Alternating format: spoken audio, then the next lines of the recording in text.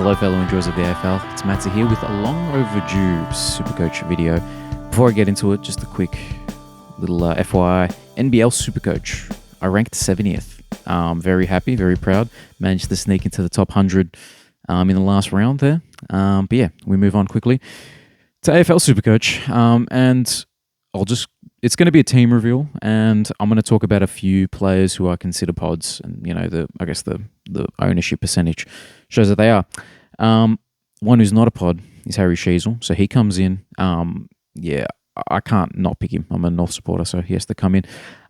We'll quickly go on to the next player, and this one is 11% owned, Lachie Whitfield. Unfortunately, he misses round 2 with that early buy, but I feel like his value is it's a bit too hard to ignore. So 2024 average 111, so price to average around there. But if we go into just a quick DFSA, right? We're already there. Quickly into that one we go. Lachie Whitfield. I'm sure many of you guys have already looked at this, but let's just have a look again. Are we on Supercoach? Yeah. Here we go. So if we look at, we'll go like post buy when he started. Look at all these. First of all, look at all these hundreds. Right, there's only 2, including finals. Right, I'll include the finals. Why not? Only 2 sub hundreds post buy. If we get rid of the finals, it's a 121 average. So, look, the value is clearly there. So I find it hard to overlook him. I know the buy situation is not ideal, but you're probably only going to lose maybe about 30, 40 points. And if you guys watch one of the recent Scottfather videos, it's you're willing to lose that 30, 40 points, in that first round, if it means, Whitfield is, he's pumping out 120s, 115s, and then, he's catching up to, the Jordan Clarks and, the Sinclairs even. So anyway, Whitfield goes in there. Now, the next pick is very much, dependent on preseason and particularly the opening round. And it's James Sicily. With James Sicily, priced average at 98.9. But we know what Sicily can do. And so the reason we didn't pick him last year, I'm sure you guys, or you may not remember, but it was because I think it was James Blank. He went out early on, and he was one of the main key defenders. All of a sudden, Sicily had to take a bit more key defensive, actual defensive responsibilities, right? But the previous 2 years, 114, 113. And even then, last year, it's weird the averages are different on Supercoach to DFSA, but it's probably counts the that 100, maybe that counts the finals, or maybe the opposite. But anyway, so yeah, last year, no point in looking at last year's scores. It was affected by, his, position moving a bit forward sometimes and not having that complete free roaming role. But just to look into his 2023 scores, they're monster scores, man. The way I see Sicily is if he plays that free roaming defensive role with Barris and Battle, taking key positions, and they have the other guy as well, Frost. He could be the Luke Ryan of this year. And, Luke, if you didn't have Luke Ryan, especially at the start of last year, you really struggled, to keep up. So, yeah, so Sicily, a bit speculative. We're banking on the fact that he gets the role. He might not. But yeah, I'm sure there'll be ways for me to fix this team without, or by getting rid of him. I'll sort of show some contingencies later. Anyway, next pick, the most obvious, apart from Sheasel, the most obvious defensive pick. Mills playing midfield this year. We've got to pick him. Now, to the rookies, Travalia comes in for now. He looks like he's got a little bit of job security. They want to play their young talent. And they need to play their young talent, St Kilda, to be honest with you, because, that's the only way that they're going to really push forward, because their experienced dudes are okay. Like, Roll Marshall's cool, and Jack Steele's cool, and, McRae's cool, but they're not, they need, say for example, the Tyroos even, who's probably not going to start. I think he's a bit injured. Those dudes need to really, raise the ceiling of this team because I don't think it's particularly high, to be honest. Next pick, Bo Allen. So just, the rookie picks, we're gonna be assessing these obviously in the bye rounds. Sorry, not the bye rounds. We'll be assessing them during the preseason. So, I don't take them too seriously at this point. Blank? Oh, my boy Blank, 119. Interesting. He's not going to play. I think he's gone overseas to get some knee help with Mitch Lewis, if I'm not mistaken. But who was my last one? It wasn't Buslinger. It was... this isn't good that I can't remember who. Well, you know what? Again, it doesn't matter. We'll go Buslinger for now. All right. So midfield. Bont. I'm not going to explain the Bont pick too much. I like Bont. We all like Bont. He's a good player. And no, wrong Freo boy. Andrew Brayshaw. Andrew Brayshaw, he's in 11% of teams. For some reason, I thought he'd be in a lot more because every YouTuber seems to have Brayshaw in their team. But we know what he did at the end of last year where he was super consistent. He ended up averaging more post-buy to the more expensive Caleb Sarong. And contract year as well for Brayshaw. So hopefully he holds off on signing that contract and, so he can actually, have that, the contract year bump. And speaking of contract year, this is my next pod, LDU. Now, LDU, we know with him, can I click into his... I'll click into his profile quickly, right? With LDU, the risk with him, for me, is 2024 stats. His price is very likely to go down at some point, and you'll be able to pick him up cheaper because that's just how he goes. But I'm banking on the fact that with Sheasel in the team, so with Sheasel in the CBAs as well, right? He ended up averaging, I believe, a 114, and I'm gonna confirm that. What is that? So we'll go round by round CBAs, North Melbourne. So Sheasel started getting CBAs, where was it? From around 8 onwards, he started getting CBAs until round 23 and 24 where he was out. So let's look at round 8 onwards. 114. So with LDU, we already knew that he has that huge potential to, be a 115 type guy. Last few seasons, 109, 113. It's pretty solid, I think what's deterring people from picking him is the buy round that he has, which is fair enough.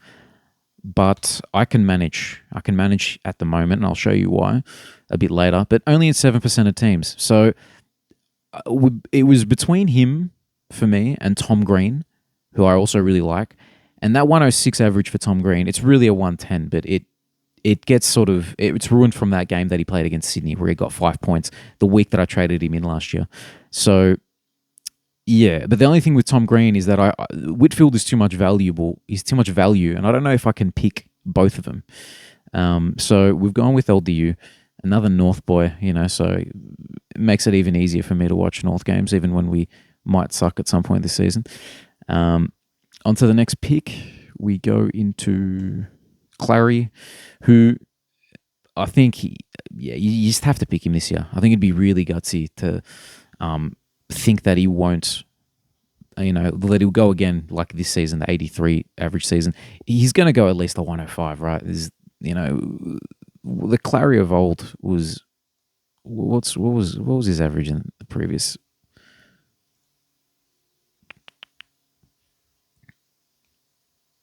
So 2023. Oh no, we got to go over here. That's it. Just so we can look at the previous years. 120, 127. Yeah. No. So he comes in. Next pick, a little stepping stone from Adelaide. Now, we're going to have to monitor CBAs and what it's looking like in the preseason because he needs CBAs to score, which, like every inside mid, he needs to get at least, if he gets about 40% or 50%, he'll be a solid stepping stone. If he gets like 60 or 70%, he's borderline a keeper. So he'll make it, he'll be a nice, little crossover to a Dacos hopefully at some point, or, Butters who I don't have, and, Merritt and whoever else. So he goes there. On to rookies. Jagger Smith. He's looking like a lock for round 1 apparently. Hopefully he gets enough midfield time to get his posies and, he doesn't just get stuck in the half-forward role. Next pick, Elijah Tsatas. Apparently Parrish. I just saw an article today that Parrish is not looking like he's going to start the season. So I'm happy to, give Tsatas a go. High draft pick. They're really talking him up now for the during preseason. So he gets into there. Next one, another guy who's being talked up a bit. And, we're going to have to wait for preseason on these rookies. I can't, take, intra-club match sims too seriously, but they're talking Nevitt up, so we're going to have Nevitt there for the moment. Then more rookies. Let's just fill up the bench with rookies. One of them's going to be Kako, one of them's going to be El Howley, and one of them's going to be Erasmus. Now, Erasmus, we don't know too much if he's going to have that role. He's chomping at the bit to get in, and to be honest, I feel a bit sorry for him, that he's behind, Brayshaw, Sarong, Hayden Young, and maybe even Matt Johnson as well. There's Fife who doesn't want to retire. Shea Bolton's come in, and they're going to want to get him into the guts a little bit. You spent all that money to get him. You want him to impact games. So anyway, he's in there for now until we have a clearer picture of who's going to play. Now, a quick little side note: I've got El Howley in the middle here, or Bow Island there. So one of them. So I do want one of them there, just because if I've got Sicily and I've got Reed and El Howley in the defense, during that bye round, that means there'll be a donut there. So I'd like to have a little bit of flexibility there, so I don't when that bye round comes, Sicily and Reed hit the bench, and we still got 6 here. So that's the idea there. Rucks, Cherry, again, like Sheasel, like Bont, they're just the best player in the position. The way he ended the season last year, 55%. I've got to say, it's nice seeing North players get recognition. It is very nice. Hopefully it starts translating to wins.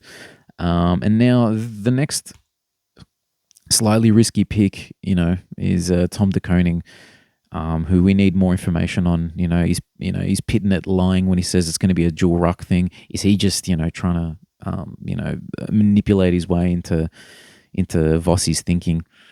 Yeah, we'll have to find out. Now the next one on the bench here, we've got Liam Reedy here for the moment. So likely he'll get game time whilst Darcy's out for the start of the season. So it depends on how many rounds he's going to play. If it looks like he might get 5 or 6, that'll be 2 or 3 price rises. A number 1 ruck doesn't need too many price rises, to get you 100, K or so. So we got him in there for now. That could very easily become a loop, or it could become Boyd very easily. And to be honest, I'd like it to be Boyd because it's a bit of extra cash for me. Now, a little bit of a controversial pick here. I don't want to pick Horne-Francis. That's a little bit of North bias, but I think with him, we're really banking on the fact that he's just going to have natural progression, which honestly, with a player of that pedigree, we wouldn't be surprised. It would not be a surprise. He's probably going to be, very likely he'll be a 105 and a 110 type player. But another dude who I think can do that and has a friendlier buy round, and he doesn't, he wasn't Judas for my team. It's Isaac Rankin. He was a Judas for Gold Coast instead, right? So I don't feel as bad. Rankin comes in, and let's remind ourselves what Rankin did last year, right? Because I don't think I feel like he should be in more teams, man. Maybe it's because people just can't fit him in, but he's talking about midfield time. It's almost becoming a meme at this point that midfield time is a thing for him. But let's So we'll include that. How much time on ground? 73. Yeah, that's fine. We'll include that. Let's click all the CBA games. So that's all his CBA games, 100. So already value on the 96 average. But now let's be a little bit creative here. We'll get rid of some time on grounds. We'll click on a couple lower CBA games. We'll take them out. We'll go below 30. We'll get rid of those. 106. So actually, there's another one there. There's another 107. There you go. So, if we go a little bit higher on the CBAs, right? So 107 with 30% and above CBAs. How about 40? 109. You go to it's a small sample size, but actually we'll go with that. We'll go 40. That's making my stats look the best. Say if we got rid of that sub game, right? So 40% CBAs. It's a small sample size, but that's a 113. So, and who was it against? GWS, not bad. Collingwood, Essendon, and Carlton. I'm surprised he didn't smash Essendon a bit more, to be honest with you, with that amount of CBA, 76%. But that's okay. Look, I'm happy to go Rankin versus Horne-Francis this year. Shout out to the Adelaide Crow supporters. Shout out Stonky Doink, one of friend of the pod. All right. Let's continue. So now the typical McRae. I'm going with Bailey Smith. Again, we're going to have to see preseason opening round. Actually, to be honest with you, if he pops at least a 95 and he gets 40% CBAs, I'm picking him, and I'm content with that. It's a shame that he'll miss an early game with the bye round, but that's fine. The next one, a little bit of a pod here. So actually, no, he's not. 24% of teams. All right, Luke Parker. Not everyone's picking him, and I understand. Bad buy round, but with Wardlaw out, the CBA is for the taking, and I think they're going to be happy to give it to Parker, who's more experienced. It'll probably get split between Davies-Uniacke, Sheasel, Tom Powell to start the season. He's in ripper form. I'd love to pick him, but I can't pick him in the midfield. Just it's too much. But Parker should get a decent little shot there. Worst case scenario, there's contingency plans with him. There's Riley Sanders as well. I'm not against picking him. But to be honest, Parker or Riley Sanders, they're purely stepping stones in my eyes. Unless one just, Sanders all of a sudden goes 120s. I doubt it, but, maybe. Next player, a little bit of a pod here. It's the one, Caleb Daniel. I just think he's ready to go. Now, Caleb Daniel, 69% of teams. Shout out to him, man. Look at it, man. All this North is quite concerning.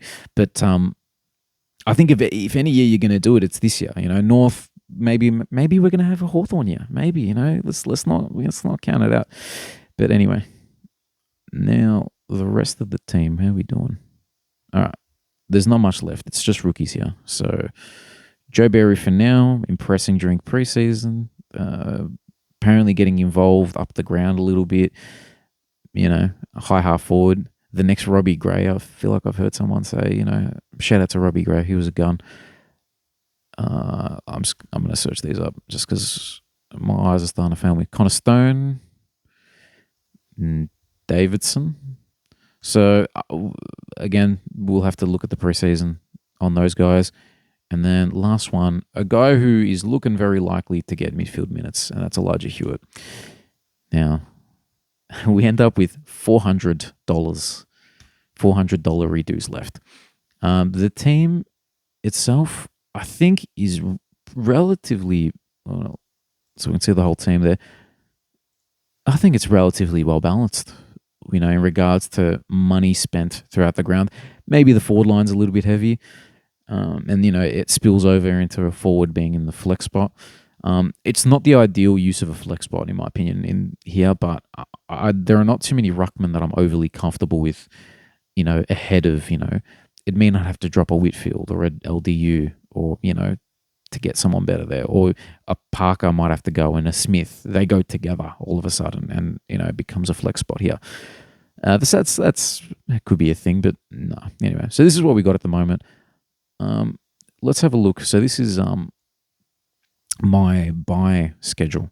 Now we lose 1 Whitfield in round 2, 2 here, Mills and Smith for round 3, and 4 for Sicily. Now I think that's not too bad considering. Look, most people are going to have Mills and Smith, so it's not really too much of a loss there. Sicily and Whitfield, so only 2 extra on top of that. You could probably go 1 more in these buy rounds, but for the moment, I'm happy with it as it is. Our problem arises with round 12. She's Bon, LDU, the whole lot, right? Now, Parker is a stepping stone, so he goes. Say, for example, Butters comes in and has a couple stinker games, and all of a sudden he's at 580k, 570k. This goes into the bin, and I just get him, right? And then when we get closer to the buys, maybe I have to, sideways a TDK or an LDU. Those two I feel like are, sidewaysable. You don't mind if LDU ends up at like 650k at some point because he's had an awesome run, that might be the time to just cut him loose. You know what I mean? And just take the money and, it's, who knows if that's going to happen? Probably won't, but, it's an idea, right? That's how I'm going to deal with that buy round. Then Brayshaw and McRae, I can afford to get more players in there for sure. Sinclair, if say like another option, right? Let's just to help out our buy rounds a bit. We go get Tom Green. We don't have Whitfield, but instead we go Jack Sinclair.